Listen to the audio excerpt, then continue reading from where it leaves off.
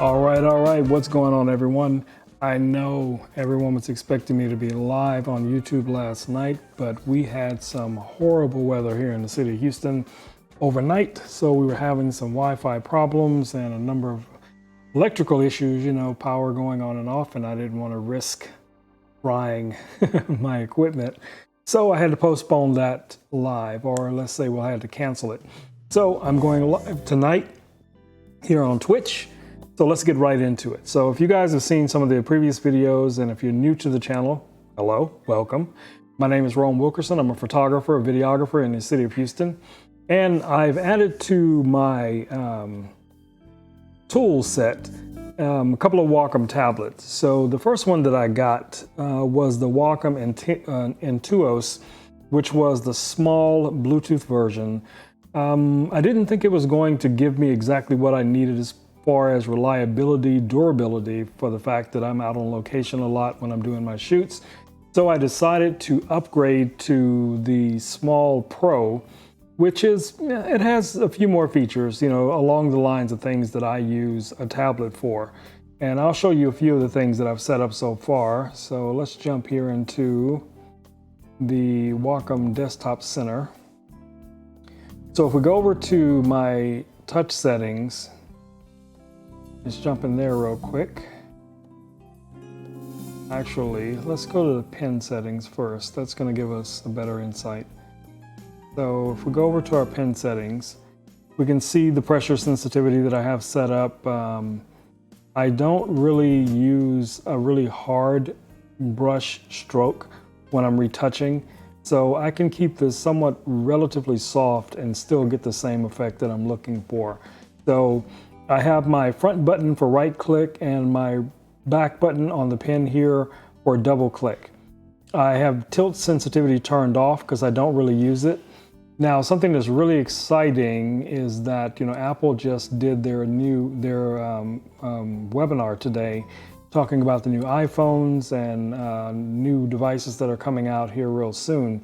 And I noticed today I did get an update, a full version of iOS 15 to my iPad, so that's a win.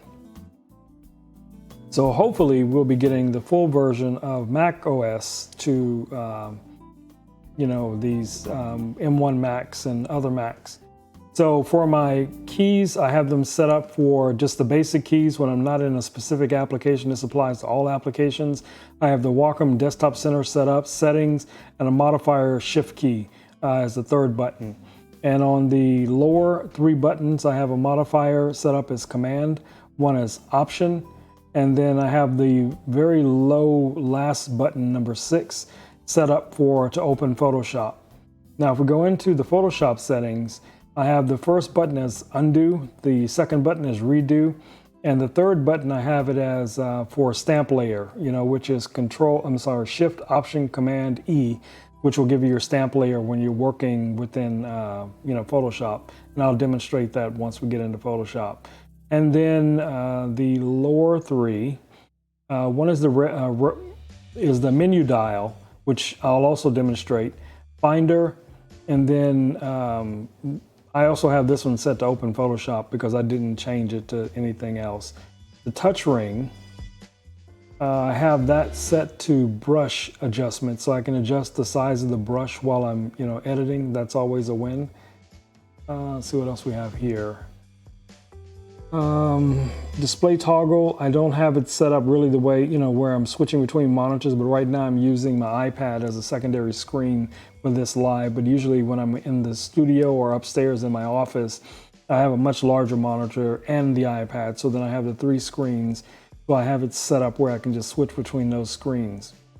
And then my on-screen controls, I really don't use a lot of these, but I am using the circular menu bar, and I'll show you that one as well as the express menu. So that's pretty much it, when it comes to the settings. Now, I did have a problem getting most of these settings set up on this specific MacBook.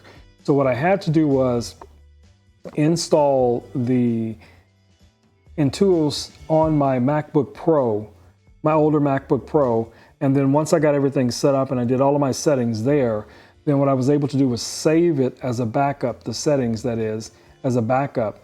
And then on this system, all I did was just airdrop it to myself. And then on this system, I just hit restore and I imported those into this system, and they work pretty well. But like I said, hopefully, you know, once we get the full version of Photoshop up and running, then, not Photoshop, I'm sorry, Mac OS, the new version, then Wacom will do whatever other updates they need to do to, you know, get these drivers all lined out. Okay, well, let's jump right into Photoshop.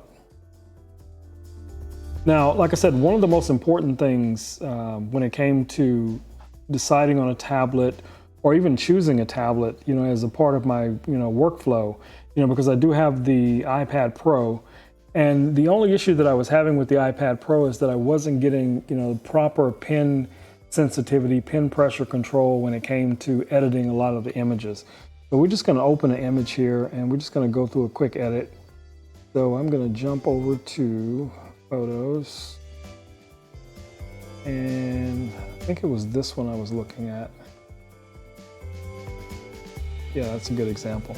And usually when I look for an image to practice edit on, I usually pick an image that I know has some problems. You know, like this one, you know, has acne and you know, hot spots and things like that. So those are the ones that I usually go for, you know, something that's going to give me somewhat of a challenge.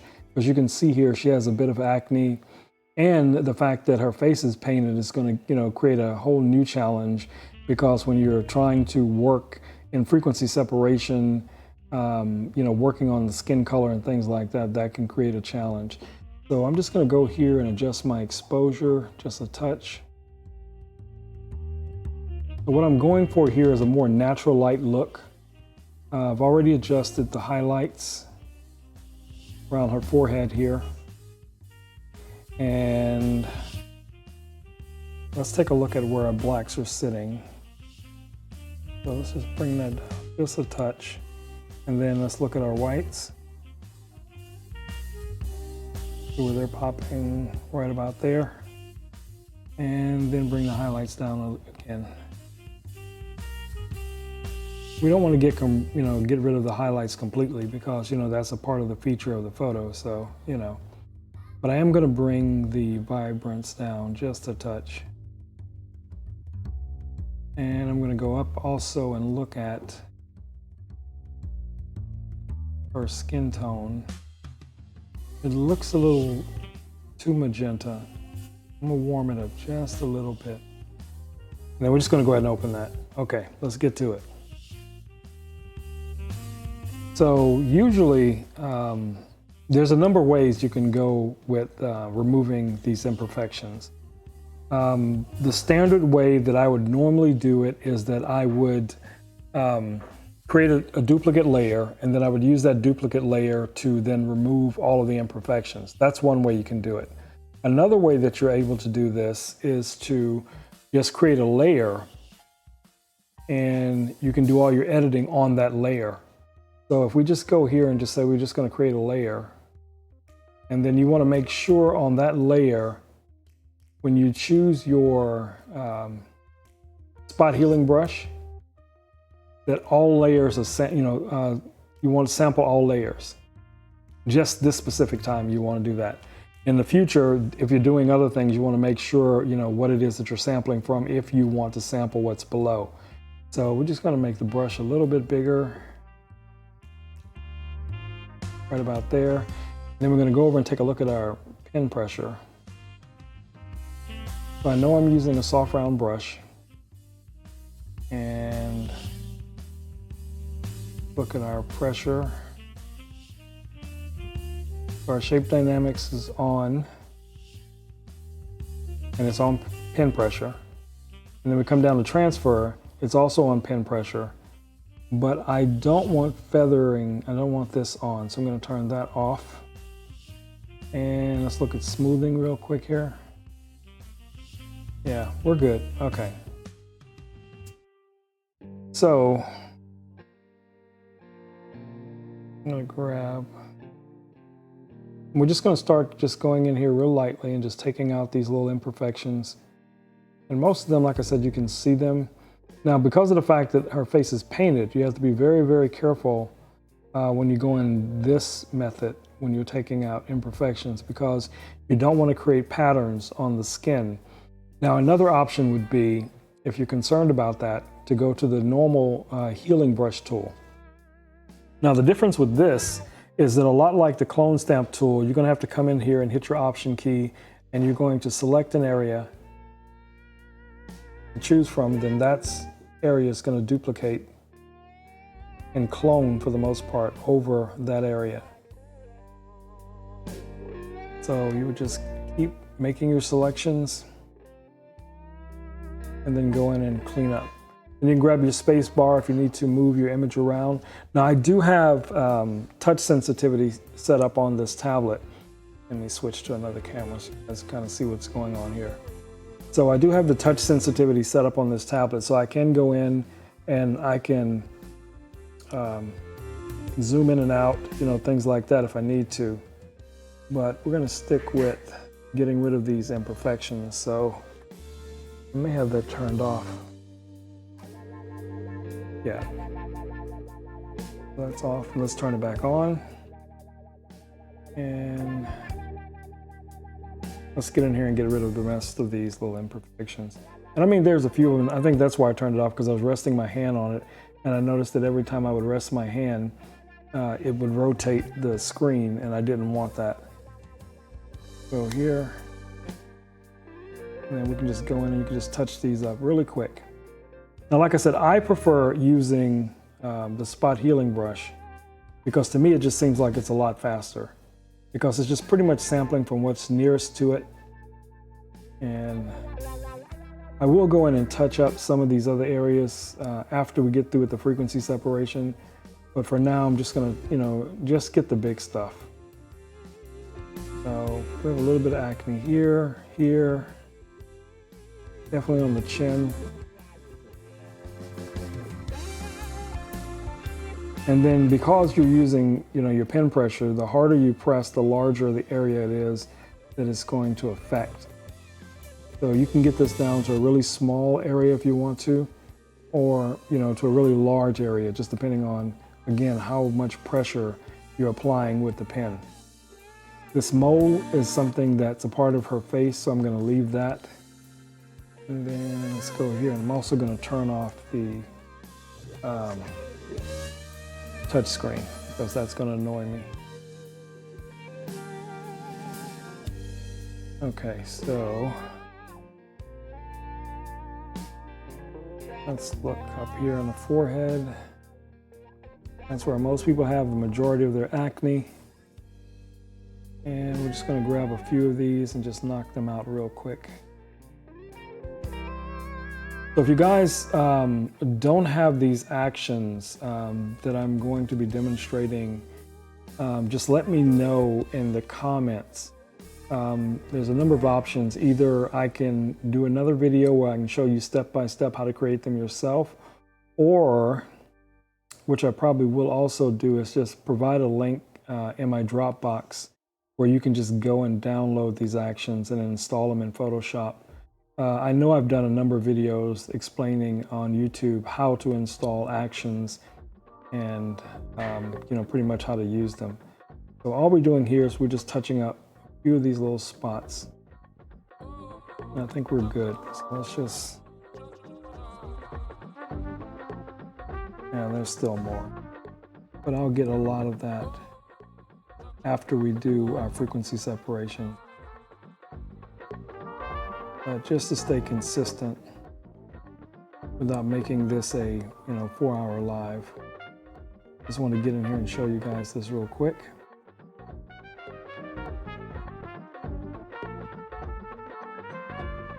And there's a few more little spots.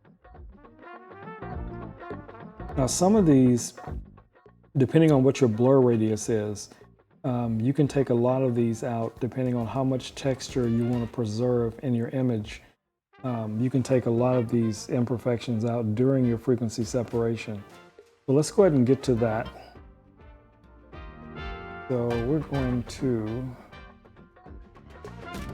I think we're good. I'm going to create a stamp layer. And if you see here on my keyboard, I'm pressing the third key here. I'm pressing the third key, and that's going to create my stamp layer. So if you see here in my stack, I now have a stamp layer above this layer that I was doing the retouching on. So from there, what I'm going to do is just go ahead and run my frequency separation action. And this is a 16-bit image. So I'm going to run the frequency separation for 16-bit.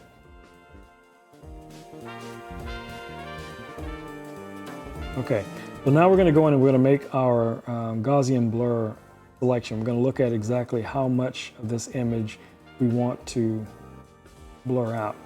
So usually what I do is I zoom in right around the T-zone on the forehead, right about here. And then I can kind of determine from that point how much blur I need. Now, the higher the number, once you've finished your retouching, will usually result in a much higher, sharper image. So I'm going to set this at about 19, just so you guys can see what I'm talking about. Okay, so we're going to go ahead and zoom this image out. And then we're going to probably zoom into about 100%. Like maybe there, that's good. Maybe a little too much. I'm just trying to keep it in the frame so you guys can see what's going on. Okay, so we have 3 layers here from this frequency separation. So the top layer is your texture. The middle layer is for color correction, and I'll explain that when we get to that point. And the bottom layer here is your color.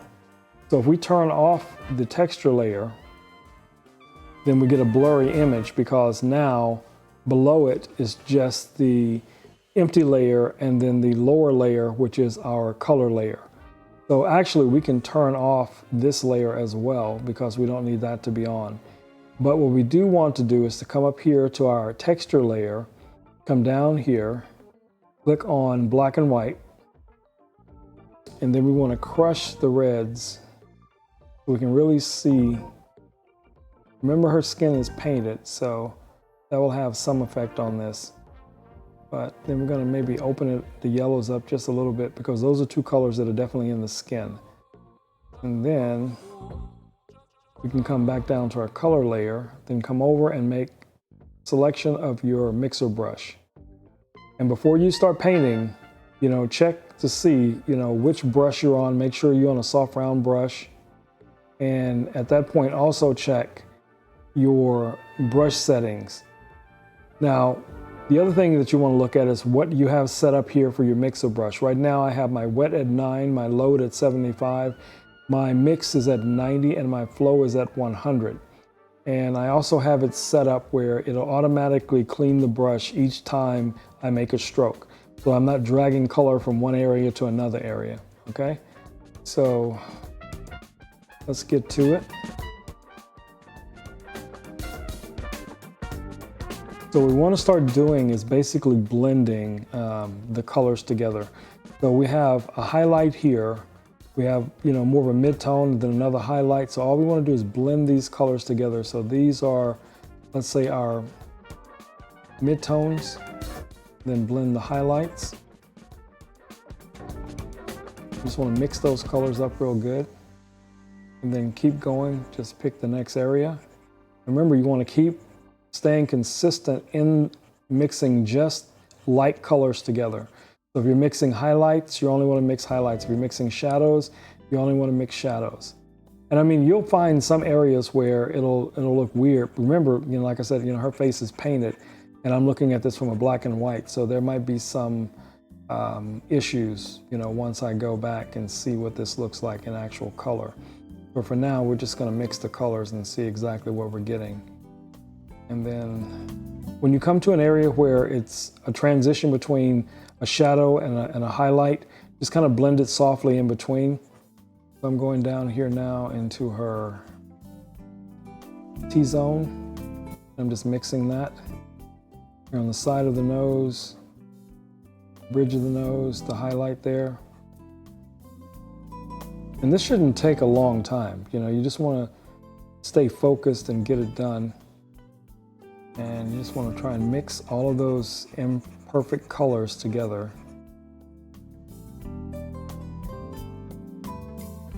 You know, like right up in here, the highlight, shadow, highlight, shadow, and just, you know, keep going with it.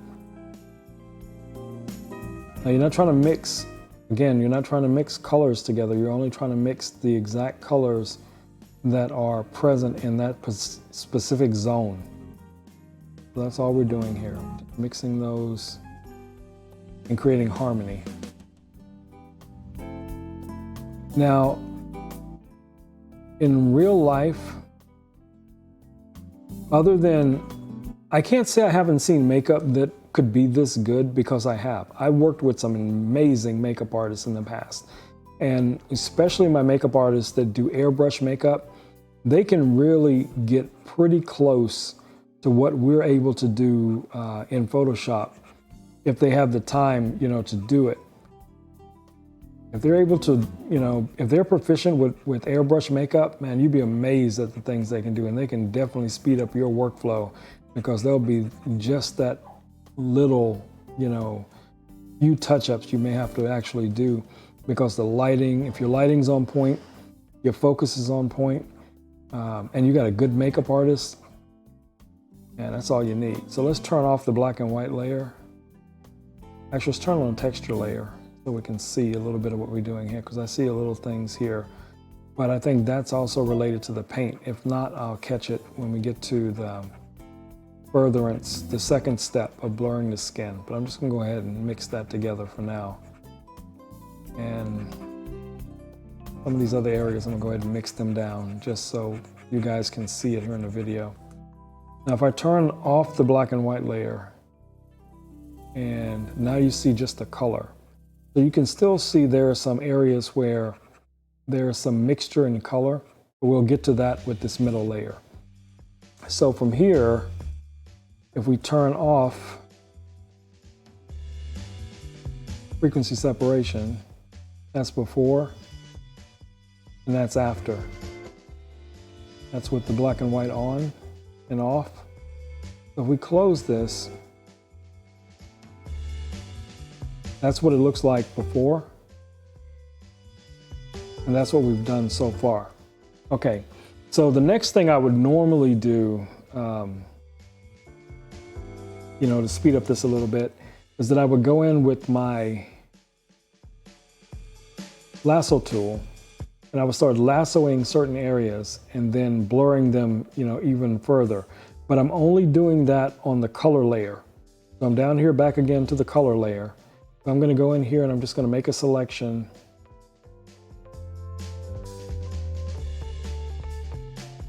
I'm going to go in here and make a selection with this tool. Let's say just here in the highlights. Then we're going to go up to filter and come down to blur, Gaussian blur. Then what you want to do is zoom out so you can see that area.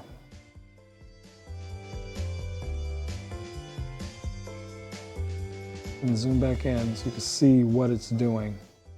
So from here, you want to determine how much more you want to add to further blur that color. So I'm going to say this image maybe about, let's just go ahead and go with 40 something, you know, so we're going to say 42 and then click OK. So now going forward, every time we make a selection, I'll show you here. Oops. So now each time we make a selection, let's say this area, we can just right click and then just apply Gaussian blur. And then you can go to the next area.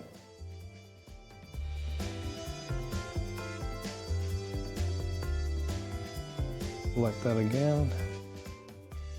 I keep thinking I have this set up for, and we're just blurring it. We're going to grab all of this. I'm gonna do the same thing. Right click, and we're gonna go here to Gaussian blur.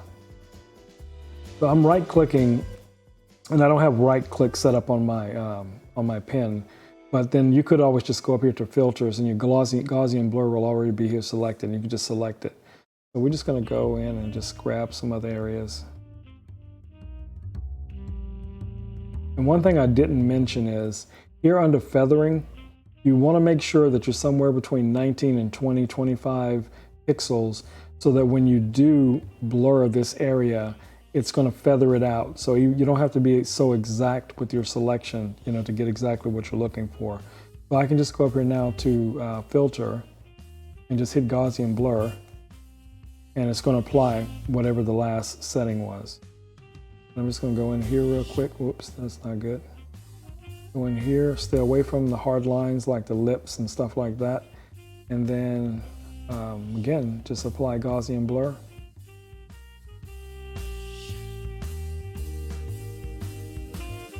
I'm just picking these certain sections based on how much of the sharpness I want to try and maintain.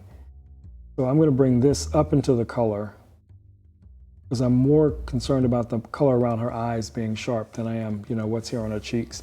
Because then we can still always do a little bit of dodging and burning, and we can also recover a lot of the texture. There's a number of different techniques you can do to recover the texture.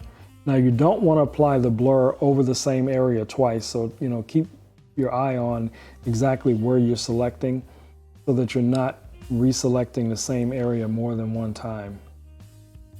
Let's say there, and grab that. Whoops. Yeah, I'm still learning this pen control. And we're just going to go here, grab that.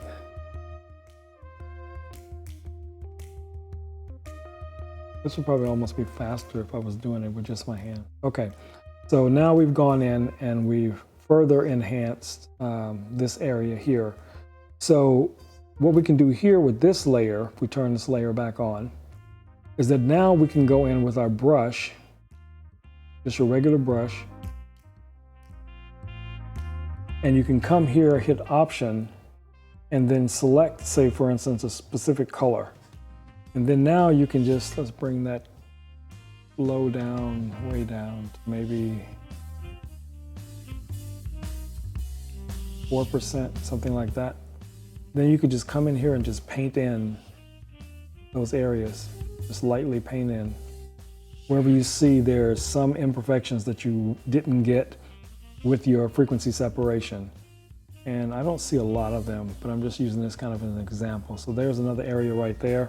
So I would just come up here and, you know, select that color, and then I would just paint it in softly, just to even it out. Keep dragging the photo out. So let's look at where we're at so far. So if we go all the way down to our bottom layer, hold down Option and click on it. That's before, and that's after. Before and after. Okay, so we're getting there. We're getting there.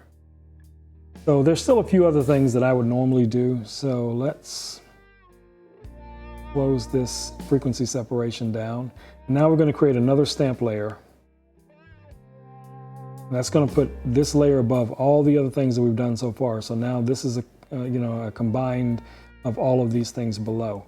So now we can go in and start doing our final touch-up stuff. So let's say we wanted to zoom in here and we wanted to, for instance, clean up her eyes. Now there's like a few veins in there, you know, some redness, and you can, you know, do this with layers, you can do this with curves, but it's a lot faster if you have an action that you can just run your action and, you know, get the job done. And like I said, you know, if you guys want these actions, I'll give you a Dropbox link where you can download these actions and then just get in there and start cleaning it up. So like here, we just want to whiten the eyes. So we're on the Brighten Eye folder, and we're just going to bring our brush size up a little bit. Doesn't have to be huge. You still want it to be a soft brush. And let's see what our flow is. Our flow is 30, that's a little high. So I'm gonna bring the flow down to, let's say maybe 20, 19 is good. So we're just gonna start just kind of painting that in. And as you see here, it's kind of painting away the redness in her eyes, but yet it's still allowing enough of the normal colors and shading of her eyes to still be present. So they're not just like, you know, some weird freaky alien neon, you know, white or something like that, because that's not what you want. Grab your space bar, move your image, and then go to the next eye, paint that in. Now, if you are like I am, in most cases, you could go in with your spot healing brush and you can go in really, really close and remove all of those red veins. But most of this will get a lot of it. You know, because you've got to remember, there's also a lot of color in this image. So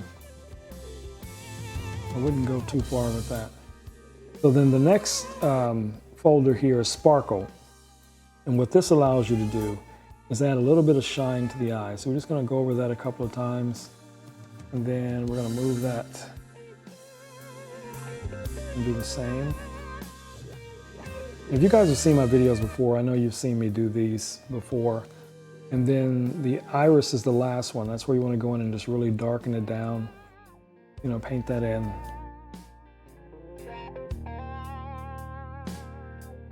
Just to give it a little bit more depth. Then if you want to, you can come back to your white, because you see you have your like a catch light here in the eyes. And just, you know, go over those catch lights a little bit just to make the catch lights pop just a little bit. So let's zoom out, see what we're getting so far. Yeah, so I'm gonna make this one group. So Shift, click on the top one, Command G. I'm not gonna name it, I'm just gonna make it a group. So I can turn it off and you can see the eyes back on. So let's zoom in so you get a better look at that. I'm gonna turn it off. That's before, when they're kind of dull. Now they have a little bit of life in them. And if, you know, that's too much, you can either go in by each individual group here and you can lower the opacity. So if the whiteness is too bright, you know, just go up here to your opacity and just bring that down a little bit where it's a little bit more natural, and then you should be good to go. Okay, so let's now move on to some light dodging and burning, right? So we're going to create another stamp layer. And then what we're going to do here is we're going to run our dodge and burn action. Where's the one that I like? I have so many of them. I've been collecting these actions for like a long time. And then I keep finding ones that I really like, and then like here's like dodge and burn, lip enhancement, so on and so on. But you know, you know the ones that you use on a regular basis. So now this dodge and burn also has a helper layer. I can turn it off and back on. So now you can see the areas where there's highlight, there's midtone, and there's shadow. So you want to apply your burn in the shadows, and your highlight is going to be your dodge. So if we go over to our burn, let's just say we start with burn, and we grab our brush. Let's make the brush a little bit bigger. And let's see, our flow is at 19. This one you want to be really low. So I'm going to bring the flow all the way down to about 5%. Okay? And then since this is burn, so we're just going in where we see, you know, and just lightly brush over any areas that we see that are dark. There's dark areas. And we're just adding just a little bit more dimension, because a lot of times with frequency separation, you'll wind up removing a lot of the shape of the face, and you just want to add that dimension back, you know, back into the image.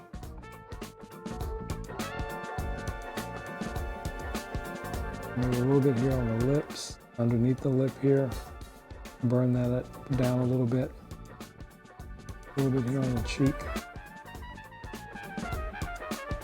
And then we're going to go to our dodge. And every place there's natural highlights, our bright colors. We want to add a little bit of dodging to it here. And you don't have to do all of these areas because everything probably doesn't need to be dodged. Like, you know, you got a highlight here on her nose. You know, if you just want to hit that, go ahead, but you don't have to. Then you can, you know, maybe dodge the lips a little bit so that they separate. Let's turn off the helper layer and then turn off dodge and burn altogether. As you see, it's very subtle. You know, you don't have to do it, you know, so hard that, you know, it just stands out. You know, so I'm going to go in here and burn these down just a little bit because we have these colors. We want these colors to pop. So I'm dodging, you know, the bright colors. And then I'm going to come back and burn the dark colors. The purple, this blue here, the red. Yeah, that looks good. So turn that off. Back on. See, very subtle. So if you can master the subtleness of this, then what you'll wind up with is an image that just looks natural. And that's the goal, you know, in most cases, is to get the image to look as natural as possible. So let's go back to where we started. So we go back here to, that's before,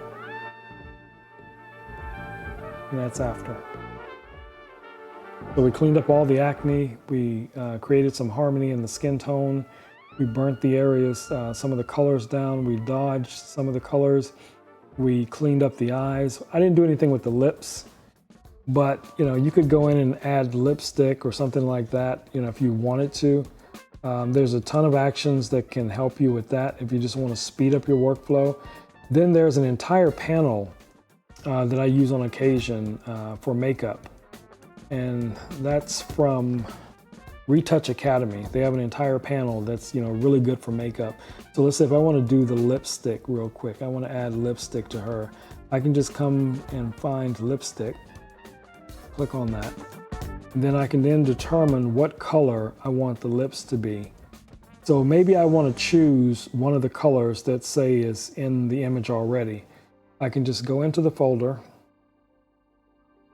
go down to the color layer here, double click on it, and then I can use my picker tool to pick a color that I want the lips to be. So let's just say for the sake of the video, I'm going to go with this blue. And then I would come back over to this top layer, grab my brush, and let's zoom in here a little bit. So we can see what's going on. We'll bring that brush size down a little bit. And right now the flow is at 5%, so we want to bring that back up because we're going to adjust that back down. So let's just bring it up to say 50%, somewhere up in there. And we're just going to start painting in that color in the lips here. Now, obviously this blue is not going to look right, but you can see it well in the video, so you'll get the idea. We're just going to paint this in. I'm probably going to change this to a different color.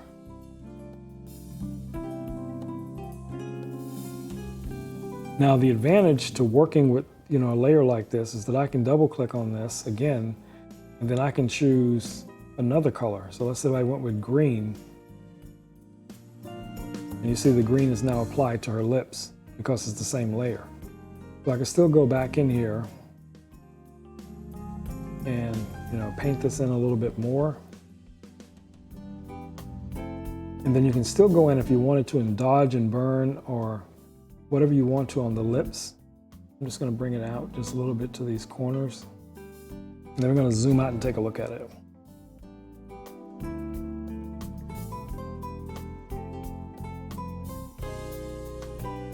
Yeah, I like that. So you guys get the idea.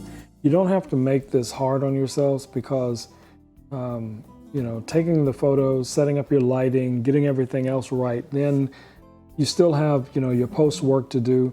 So you want to speed up that workflow as fast as you possibly can get it, but yet being accurate, you know, staying to the art and creating something that, you know, obviously the client wants to see, or, you know, if it's for a makeup campaign or something like that, you want it to be as, you know, as sharp as possible. So let's close this. Now another panel that I use sometimes, I'm going to show you guys here real quick. It's one of my extensions, and it's from MVP, and it's the sharpening panel. And what this one does is it basically just creates the illusion of sharpness.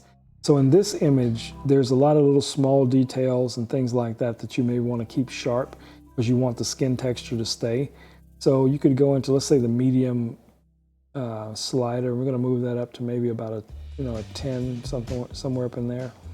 I got 13, but okay. And then we go to this, oops, nope, that's not gonna work because I am on the wrong layer. I need a stamp layer. Let's just create a stamp layer. See, we all make mistakes. Okay, so now we're on that layer. Now we're gonna go back and get that panel.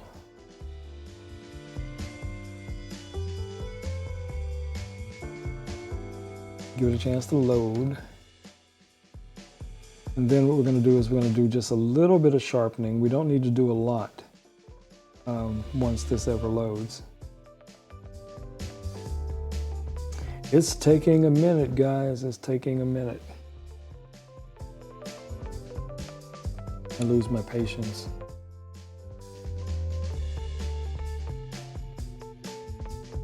So there are a number of other ways you could do this as well, and you know, one of them is with high pass filters, things like that.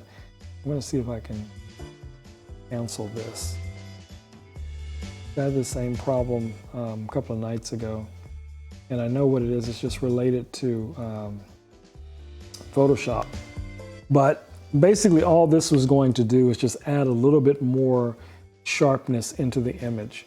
You know, and I'll leave a link to MVP in the description as well. If you guys want to purchase these panels, they have a package right now where you can get like 4 of his panels that do a number of different things, you know, from color grading as well as sharpening. And don't let what you're seeing here be a reflection of this panel, because it's not. This is related to the beta software, I guarantee you. Plus the fact that I'm also streaming from the same computer, you've heard me say that before, and recording to this same computer. So, you know, that's a problem. So, I don't think that's gonna ever stop. It's just gonna keep going. Let's see if we can shut it down. And hit escape. Nope, that's not gonna work for us. Oh well, so we'll just let the ball run. We just put it in our eyeballs. Yeah, it's gonna be like a color effect. But you guys get the idea. So depending on what it is that you're working on, whether it's, you know, something artistic like this, or it's going to be something for a corporate headshot or a wedding or whatever it's going to be, the most important thing that you can acquire is a workflow that is efficient for you, that's going to be fast, that you can get your product out to your clients, and you're going to be happy with whatever it is that you're creating. You know, that's the most important thing. All right, guys, I'm going to bring this live to an end, but I will be live on YouTube tomorrow night. Yes, at 7 p.m. So if you didn't catch this live, look for me on YouTube tomorrow night at 7 p.m. And I will see you guys in the next live. Stay safe, wash your hands, wear a mask, take care of your loved ones, and get out there and create something amazing, guys. All right, I'll see you soon.